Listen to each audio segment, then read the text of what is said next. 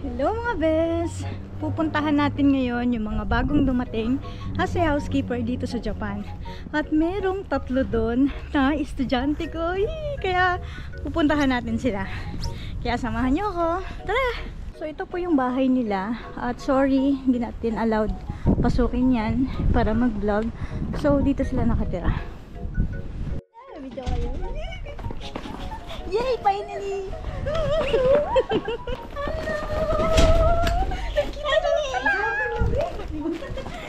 Di ba sabi ko sa'yo, Edmabig, ito na yung kape mo. Ayan, first, gala-gala and lakad-lakad nila ngayon dito sa Japan. And first day nila ngayon. And hanap tayo ng something restaurant to eat. Let's go!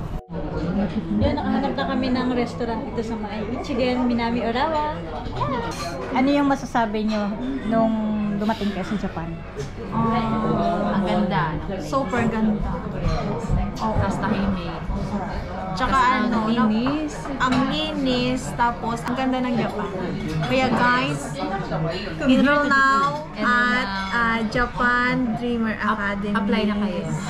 So ito na ang aming kakainin ngayon. Meron tayong ramen. So yan. Kain na tayo. After namin kumain, pinatry ko naman sila dito sa vending machine. Wow! Sugoi ne. Yay!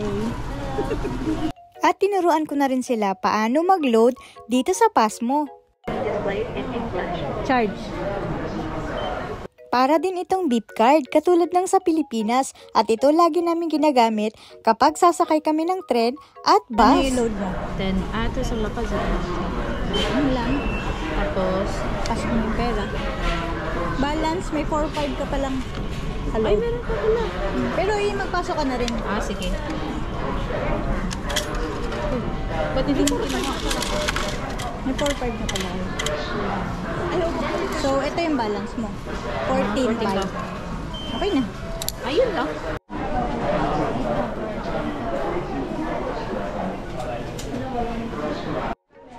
Yay! Finally! Daisy!